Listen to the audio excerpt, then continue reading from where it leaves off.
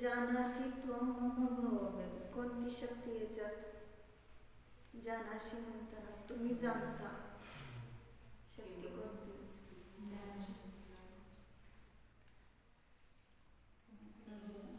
सर्वज्ञ शक्ती. म्हणजे असं पाहिलं तर प्रत्येक जीवामध्ये सर्वज्ञत्व शक्ती आहे. त्याचं जर भान केलं तर कसल्याही प्रकारचं दुःख होणार नाही. मग शस्त्राप्रमाणे कसलं दुःख झालं त्याला एवढं? त्यांनी सांगितलं ना की मला ते स्मरण केलं ते सुद्धा पूर्वी केलेले पापाचे फळ स्मरण केले तर भवाभवाचे दुःख मी भोगलंय, त्याचं मी आता स्मरण केलं तर मला शस्त्राप्रमाणे घाव घातल्याचं वाटतं. पण कसल्या प्रकारच्या दुःखाची आठवण झाली त्याला? म्हणजे रोग झाला म्हणून की लोकांनी त्रास दिला म्हणून? सगळे शारीरिक मानसिक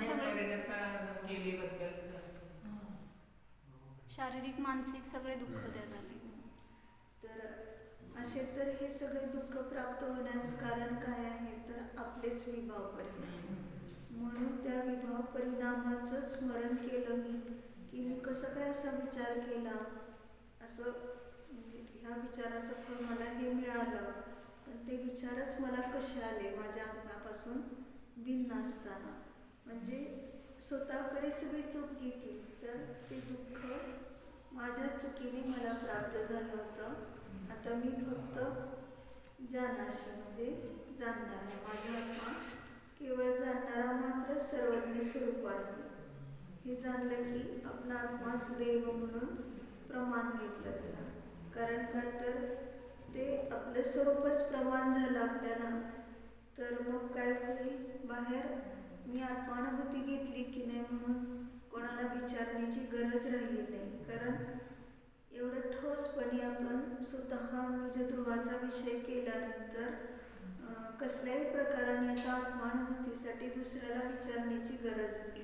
कारण का तर त्याच्या उलट घ्यायचं की समजा आर्तरोत्तर ध्यान करताना दुसऱ्याला विचारावं लागतं का की मी असं दुसऱ्याला काही म्हटलं होतं का, मी काही शिवी दिली होती का कुणाला, मी काही कोणाला त्रास दिला होता का, असं विचारावं लागत नाही. त्याला ते इतकं अवगत आहे की मी असं बोललो होतो. आता तो खोटं बोलेल ही गोष्ट वेगळी, परंतु किंवा स्वीकार करताना ही गोष्ट वेगळी. माझा मला निर्णय होतो तिथं मी केलंय. म्हणजे आपल्याला निर्णय आहेच की मीच असं केलं म्हणून त्याचं मला फळ. जो ज्ञानी आहे तो म्हणतो अंतर्मुहूर्तापूर्वीच मी असा विचार केला, त्याचं फळ मला मिळालं. पंढरपूरला एक घटना घडलेली, म्हणजे वारी वगैरे काहीतरी असतं गर्दी, त्यावेळेला एका म्हणजे खूप इतके लोक असतात आणि एकाच मनुष्याला बरोबर ते सगळ्यांच्या मधून तो सर्पदंश करून गेला. त्यालाच का केलं, इतरांना का केलं नाही?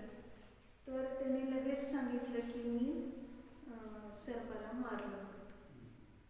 म्हणजे त्याची लगेच सूडबुद्धी, त्याचं कोणी परिवारातलं असेल ते बरोबर त्याला येऊन दंश करून गेला.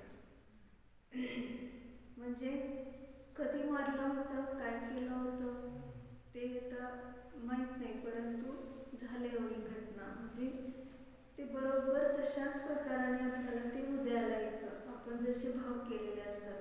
म्हणून मीच असे परिणाम केले. आलोचनाधिकारमध्ये नियमसारमध्ये सांगितलं की चुकीचा स्वीकार हीच आलोचना आहे.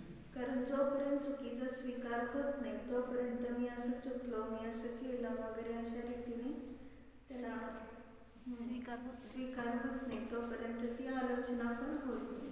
तीव्र उदयावर परिणाम होते, पण पुन्हा नंतर पश्चाताप भाव उत्पन्न होतो, पण तो बंद होऊनच गेलेला असतो. बंद तर झाला ना. ती गोष्ट सांगितली होती की त्या मुलींना फक्त एवढाच विचार आला की तो शिकारी त्यांना फक्त आक्रोश करून बोलतोय, काही उपसर्ग वगैरे काही केला नाही, फक्त आक्रोश केलाय, काहीतरी शिव्यागाळ वगैरे खूप जे शब्द असे आहेत की ते ऐकण्यासारखे. मग त्याचं त्यांना मुलींना विचार फक्त एवढा आला की माझ्यात एवढी शक्ती की याचा मी चुरा करू शकतो क्षणभर. म्हणजे त्यांनी देवायू आधी बांधलेली असल्यामुळं वरच्या वरच्या स्वर्गातली जी बांधली होती त्याचं आकर्षण होऊन खालच्या स्वर्गात गेले ते. म्हणजे तेवढ्याच क्षणात, कारण पश्चाताप केला त्यांनी की मी महाव्रती आहे आणि हिंसा करत नाही, अहिंसा महाव्रत असताना हे मला विचार का आले, अशा रीतीने त्यापासून तो म्हणजे ते मुनी तर पश्चाताप करून परत आत्मानुभूती पण घेतात, परंतु झालं असं म्हणजे लगेच त्या ठिकाणी असा कर्मबंध झाला की आईचं आकर्षण म्हणून ती खाली आली. म्हणून याच्यातून क्षणभर जरी विचार आला आणि पश्चाताप केला तरी सुद्धा तेवढे कर्म बांधले जातात हे सांगितलं. आता आपल्याला पाहिजे 12वा श्लोक. प्रापद दैवं तव पदैर्जीवकेनोपदिष्टैः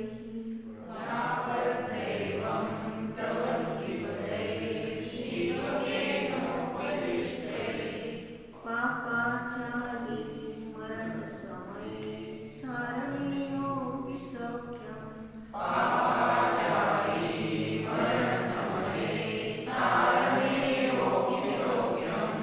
कसन्देहो यदुपलभते वासवश्री प्रभुत्वम्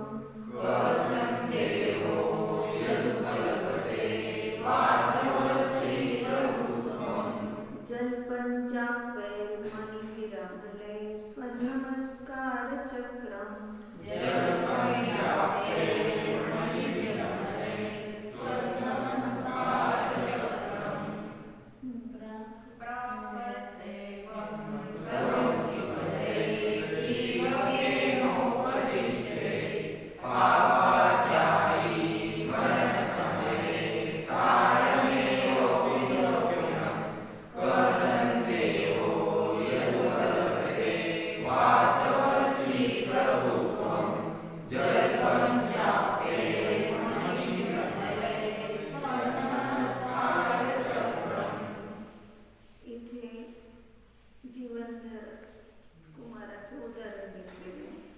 जीवनधराने मरणासन्न झालेल्या कुत्र्याला नमस्कार मंत्र दिलेला आहे.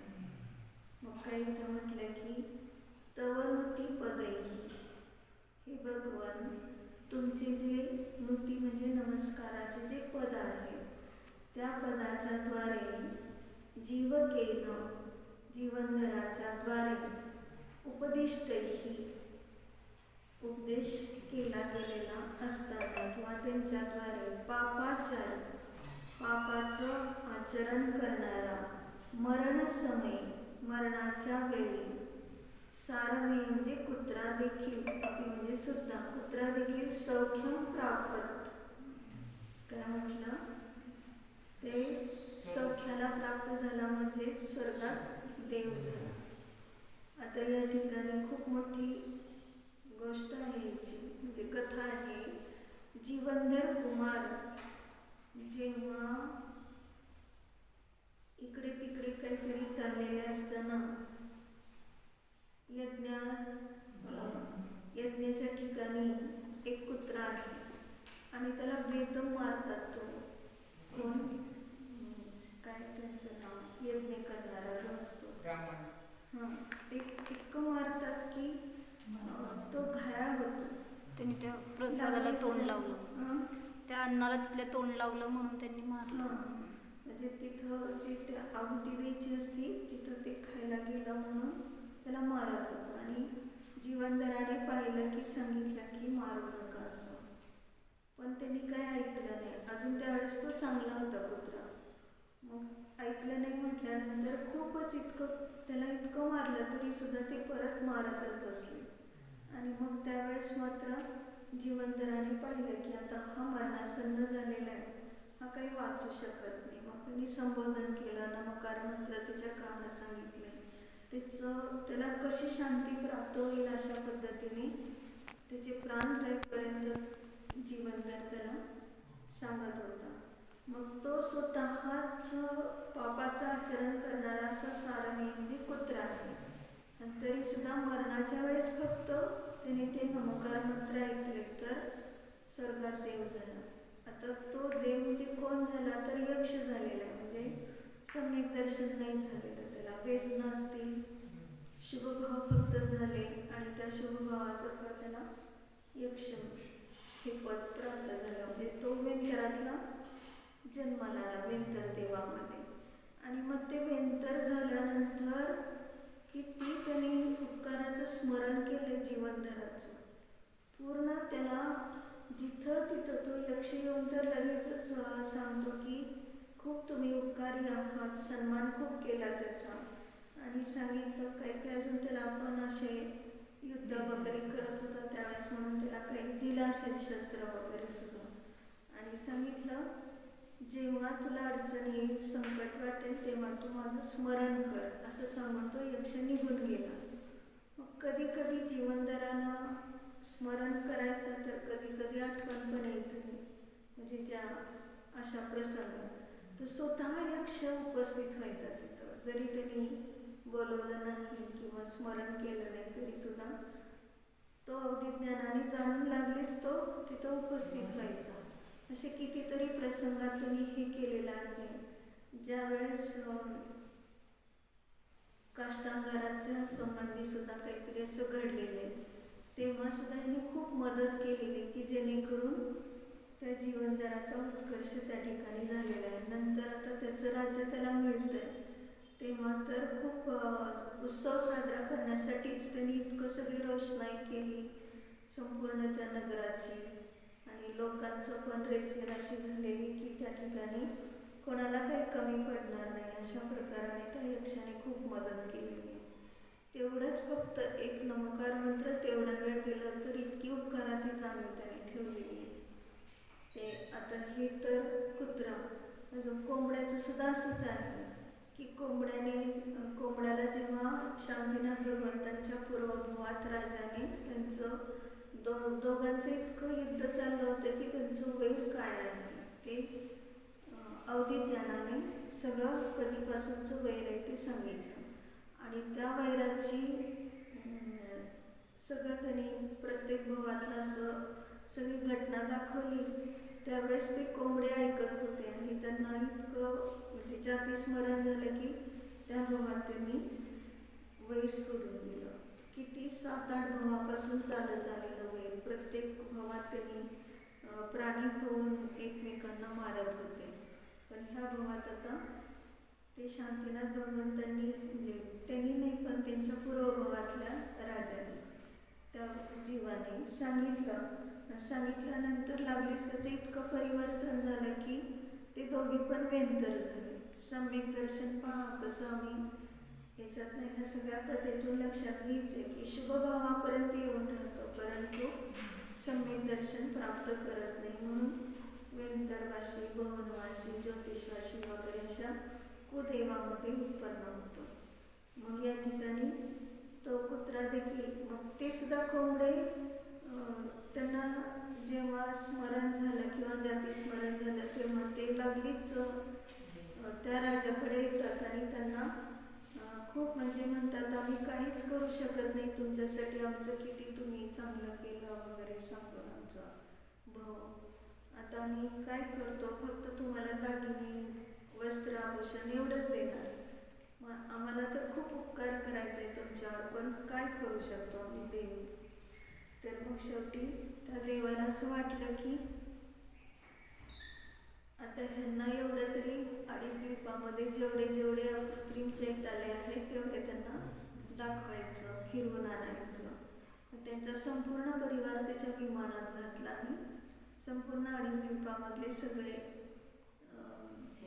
चैत्यालय दर्शन करून आणलं आणि परत त्यांच्या स्थानात आणून सोडलं आणि वस्त्राभूषण देऊन सन्मान केला. म्हणजे याच्यातून समजायचं की ते प्राणीसुद्धा उपकाराची जाणीव एवढी ठेवतात की त्यांना लागलीच असं करावं वाटतं की आपण काहीतरी परतफेड केली पाहिजे. पण सांगितलं काय की मनुष्य आहे पण त्याला असं कृतज्ञता वाटत नाही की यांनी आपल्याला इतकं केलं आहे, एवढं केलं आहे. सम्यक दर्शन प्राप्त होण्यासाठी सुद्धा किती आपल्यासाठी त्यांनी सांगितलं. तो वरचा स्वर्गातला देव झाला तरी तो कुठं काय करतो सम्यक दर्शन. सम्यक दृष्टी असं सुद्धा तो आपल्याच ह्याच्यामध्ये पंचकल्याणिक वगैरे अशा ह्याच्यामध्येच आपला वेळ घालवतो, राहिलेली क्रीडा वगैरे करण्यामध्ये. म्हणून याच्यातून लक्षात घ्यायचं की सगळेच काही येतीलच, तेवढ्या सगळ्या त्यांच्या त्या ह्याच्यातनं कोणी येतील कोणी नाही, ज्याची त्याची योग्यता. सीतेच्या वेळेस आले म्हणून काही पांडवाच्या वेळेस का नाही आले हा प्रश्न उपस्थित करू शकत नाही. ही योग्यता त्या त्या समयाची. म्हणून किती पापी असलेला सुद्धा तेवढंच फक्त नमोकार मंत्र ऐकलं तर सुखाला प्राप्त झालं. सांगितलं की असं तुम्ही आता म्हणला ते प्राणी विसरत नाहीत, तर त्यासाठी एक घटना घडली होती कुठं साऊथ इंडियामध्ये, की एक हत्तीचं पिल्लू खड्ड्यात पडलं होतं. खूप खोल खड्डा होता, त्याला वर येता येत नव्हतं आणि मग ते कोणी माणसानेच काढायला पाहिजे असं. तर ते हत्ती रस्त्याच्या मध्यभागी उभारलं, कोणी येतील त्यांना अडवायला लागला की त्याला सांगायचं होतं त्याला काढा. पण ते लोक घाबरून, इतका बलाढ्य हत्ती होता, घाबरून दुरून पळून जायला लागले. ते काय करताय का आडवं उभारलंय. मग शेवटी ते सोंडेनी असं कोणाला तरी स्पर्श करून धरल्यासारखं दाखवलं त्यांनी, आणि मग त्या माणसाला घेऊन त्यांनी तिथं नेलं जिथं ते पिल्लू पडलं होतं. हां होय. हां, मग ते त्या माणसाला समजल्यावर त्यांनी ते सगळ्या ॲनिमल वेलफेअरवाल्यांना बोलवलं आणि ते काढायचं कसं त्याला बाहेर. त्यामुळं त्याला ते शांत बसलं नव्हतं, पिल्लू नुसतं उसळत होतं, त्याला काढणं शक्य नव्हतं. त्याला मग पहिल्यांदा बेहोश केलं आणि मग ते वर काढल्यावर पण ते आल्यावर हत्ती किती वेळ त्याच्या बाजूला, ते बेहोशच होतं म्हटल्यावर ते हत्ती चिडल्यासारखं झालं वाटतं असं काहीतरी. मग हे सगळे घाबरून दूर जाऊन उभारले, ते येत कधी होशवर कसं होतं आणि ते जातात कधी ह्याच्यासाठी बघायला. आणि ते होशवर आल्यावर ते स्वतः पिल्लूसुद्धा त्यांना जाऊन फेऱ्या मारलं त्या माणसांना, आणि ते मोठं हत्ती पण असं आपलं सोंड वर करून त्यांना म्हणजे एक रिग्रेट, हे एक आपल्याला चांगलं त्यांनी केलं म्हणून अभिवादन केल्यासारखं असं. म्हणजे प्राण्यांना खूप त्याचं असं हे राहतं, आपल्यावर एक संस्कार केला. कृतज्ञता व्यक्त करायचं. म्हणून काही मत या ठिकाणी नमोकार मंत्र तेवढाच एकदा फक्त ऐकला असेल किंवा मरण होईपर्यंत, पण तो झाला देव आणि क संदेव. मग इथं म्हटलं की आमच्यासारखे जीव जे आहेत, जलपण जापे मनीही अमलेही, निर्मल मण्यांच्या द्वारे किंवा रत्नाच्या द्वारे जर जल्प केला नमोकार मंत्राचा किंवा जापे वगैरेच्या द्वारे, पण नमस्कार चक्रम, तुमच्या नमस्काराचा समूह जो आहे तो जो कोणी अशा रीतीने सतत म्हणत राहील, तर ह्यात काय क संदेह, काय त्यात शंका आहे की वासवश्री प्रभुत्वम, वासवश्री म्हणजे नारायण, चक्रवर्ती वगैरे अशा प्रकारच्या प्रभुतेला ते येतोपलब्धते म्हणजे जे प्राप्त होतात त्यात काय संदेह आहे, म्हणजे त्या शंका नाही. केवळ एवढ्याने सुद्धा त्यांना काय मिळतंय, हे पद प्राप्त होतंय. म्हणजे आता ह्याच्यात दाखवलेलं आहे बाहेरची पद वासवश्री म्हणून सांगितलं, पण वास्तविक रूपाने कोणत्या पदाला प्राप्त होतात की जे नमोकार मंत्रावर एवढी श्रद्धा ठेवतात. तर त्याला प्रवचनसारमध्ये गाथा आहे की जो आपल्या सुखाची व्यवस्थित श्रद्धा करतो तो भव्य आहे, आणि जो कोणी श्रद्धा करत नाही तो अभव्य आहे. मग आपल्या सुखाची म्हणजे भगवंतांच्या सुखाची. भगवान अनंत सुखमय आहेत असं जेव्हा सांगतो तेव्हा काही जणांना वाटतं असलं कुठं सुख असतंय, अनंत सुख कुठं असतंय. अशा रीतीने ज्यांना श्रद्धा होत नाही तर ते अभव्य आहेत असं सांगितलं. आणि भव्य असे जीव आहेत की ते स्वतः जरी त्यांनी अतिंद्रिय आनंद भोगला नाही तरी सुद्धा आहे, कोणीतरी भोगणारे आहेत असं अनंत सुख. म्हणून सर्वज्ञ भगवान आहेत ह्याची त्यांना प्रतीती येते, आणि मग ते आत्मानुभूती घेऊन परत आपलं भवितव्य प्रगट करतात. म्हणून आता पहा ह्याच्यातून आपल्याला अध्यात्म अर्थ काढायचा आहे. काय सांगितले तर अध्यात्म अर्थ, तव नुतिपदैही, तव म्हणजे आपला कारण परमात्मा, आणि त्याला नुती म्हणजे झुकलेला ज्ञानपदामध्ये राहिलेलं असताना त्या पदाच्या द्वारे वृत्तीपद म्हणजे ज्ञानपद आणि वेद विज्ञान करून स्वस्वरूपामध्ये राहिला म्हणजे दुर्गाचा विषय केला तर जीव केला. आता जीवक म्हणून कोण घ्यायचं? असा जीव की जो आपल्या स्वरूपातच राहतो वृत्तीपदाच्या द्वारे असल्या जीवकाच्या द्वारे म्हणजे आपल्या चेतन स्वरूपाच्या द्वारे उपदिष्ट. उपदिष्ट म्हणजे उप म्हणजे निकट, दिष्ट म्हणजे दाखवून दिलेलं जे काही स्वरूप आहे त्या स्वरूपाला तो दाखवून दिलेलं म्हणजे आपल्या निकट म्हणजेच आत्म्याच्या जवळ अनंत सुख आहे असं दिश धातूपासून दिष्ट झालं. मग त्याच्याद्वारे दाखवून दिलेला भगवंतांनी सांगितलेल्या मार्गाच्या द्वारे तो दैवम प्राप्त. देव कुठल्या देवपणाला प्राप्त झाला? आपली देवक्रीडायाम आपला जो स्वभाव आहे तोच देव आहे आणि त्या देवाला त्यांनी प्राप्त म्हणजे जाणलं, आत्मानुभूती घेतली म्हणजे दुर्गाचा विषय केला की. मग आता पापाचारी म्हणून कोण आहे? अनाधिकाळच्या सगळ्या परी आपल्या परमिथ्यात्व वगैरे ह्याच्यामध्ये परसमयामध्ये अडकलेल्या ते सगळं आपल्या पापाचारी म्हणजे पापाचं आचरण करणाऱ्या अशा मला अनादिकाळापासून भटकत असताना मरणसमयी मरणाच्या वेळेस म्हणजेच काय केलं? आता इथं मरणसमयी म्हणून काय घ्यायचं? प्रत्येक समयाची जी भाव समयाला होणारी जी पर्याय भाव मरण तर मग ती भाव मरणाच्या वेळेला म्हणजेच विभाव परिणती होते, निघून जाते.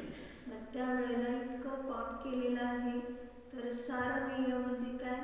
जरी कुत्र्याचं नाव सारमेय तरी या ठिकाणी काय घटवायचं? सारभूत असलेलं मेय म्हणजे मोजण्यायोग्य आपला आत्माच प्रमेय आहे. नेय मेय प्रमेय वगैरे जे म्हटलं सारभूत आपला आत्मा मेय आहे आणि तोच काय आहे? सौख्य म्हणजे सौख्य देणारा म्हणून त्याला मी प्राप्त होतो. संदेह म्हणजे ह्यात काय आश्चर्य आहे की जे बाहेरचे काय म्हणतो कडव्यासारखे बासवश्री वगैरे ही प्रभुता सहज प्राप्त होते कारण जल्पन जापे जोपर्यंत स्वभाव जात नाही तोपर्यंत जल्प केला म्हणजेच मी शुद्ध आहे बुद्ध असे विकल्प केले, शुभभाव केले आणि जापे म्हणजे काय केलं? त्या मना म्हणजे निर्मल रत्नमय अशा मनाच्या द्वारे. मग निर्मल रत्नमय मनाच्या द्वारे म्हणजे आपले अनंत गुण हेच निर्मल मनी आहे म्हणजे रत्न आहे आणि त्यांच्याद्वारे म्हणजे तशा प्रकारचं जाप म्हणजे अनंत गुणांचं काय केलं? मोजमाप केलं, प्रमेय केलं आणि अनंत गुणांचं भान केलं, अनंत गुणांचं वैभव जाणलं. अशा रीतीने त्वनमस्कार चक्र म्हणजे आपलं जे नमस्कार चक्र म्हणजे स्वतःमध्ये झुकण्याचा जो समूह आहे तो प्रत्येक समयाला आत्मानुभूती देणारा असा आपला कारण परमात्मा आहे हे जाणलं.